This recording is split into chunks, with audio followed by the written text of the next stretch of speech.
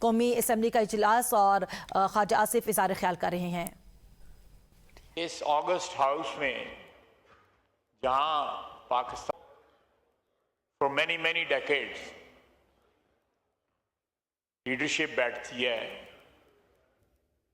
Elected representatives बैठते हैं, वहां पे जब मैं खड़ा होके कोई ऐसा इल्ज़ाम अपने पीटीआई के भाइयों पे लगाऊं जिसका मैं खुद भी मुर्तकब हो चुका हूं, तो क्या पैगाम जाएगा आम आदमी को, the man in the street, कि हम कितने ऑनेस्ट हैं। इसलिए डिबेट में के लेवल पे एक दूसरे पे इल्जाम जरूर लगाएं। मसलन मैं आपको एक एग्जांपल देता हूं। मुझे असद कैफ साहब का बड़ा एहतराम है।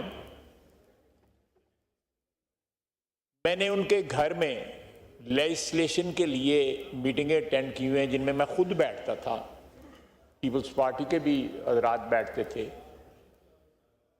और उसमें ISI के लोग भी बैठते थे, जनरल फैज के भेजे हुए लोग वहां पे बैठते थे और वो हमारी सारी गुफ्तगू जो है मॉनिटर करते थे और जहां पे चाहते थे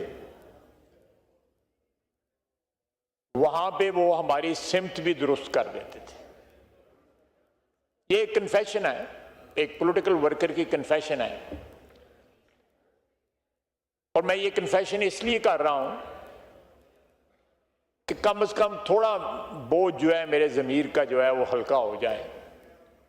लेकिन जब आप बबांगे दोहल जो है सीने पे हाथ मार के को हमें ताना देते हैं तो क्या भूल जाते हैं कि आपके घर की छत के नीचे पार्लियामेंटेरियंस, ऑनरेबल पार्लियामेंटेरियंस वहां बैठ के एंटी मनी लॉन्ड्रिंग बिल,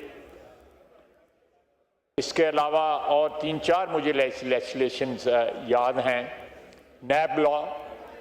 इन तमाम वहां पे डिस्कस हुए under the watchful gauge of people sent by general Faiz in those days. बहरहाल ये एक अलमिया है और ये मैं इस हाउस के तमाम मेंबरान को एक फूड फॉर थॉट देना चाहता हूं कि सियासत में जो है ठीक है नहायत ग्रे एरियाज होते हैं, लेकिन बाज़ औक़ात जो है उन ग्रे एरियाज को जो है स्क्वीज भी किया जा सकता है, उनको लिमिट भी किया जा सकता है, श्रिंक भी किया जा सकता है,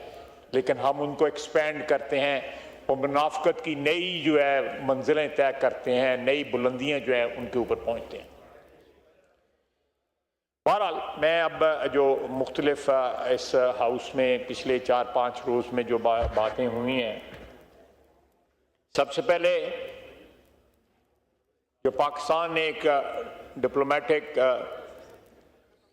विक्ट्री जो है उसमें पाकिस्तान ने अपना रोल प्ले किया है, बल्कि उसको विक्ट्री स्टैंड तक पहुंचाने में जिस तरह अपना रोल अदा किया है, मेरा ख्याल है 78 साल में इससे ज़्यादा फ़ख्रिया लम्हा अगर आया था तो वो हमारी जो भारत के ख़िलाफ़ जंग थी उसमें हमारी जीत और हमारी फतह अल्लाह के फजल थे वो थी। 1 साल के अंदर 2 मरहले ऐसे तय हुए जिन्होंने पाकिस्तान की अज़मत को,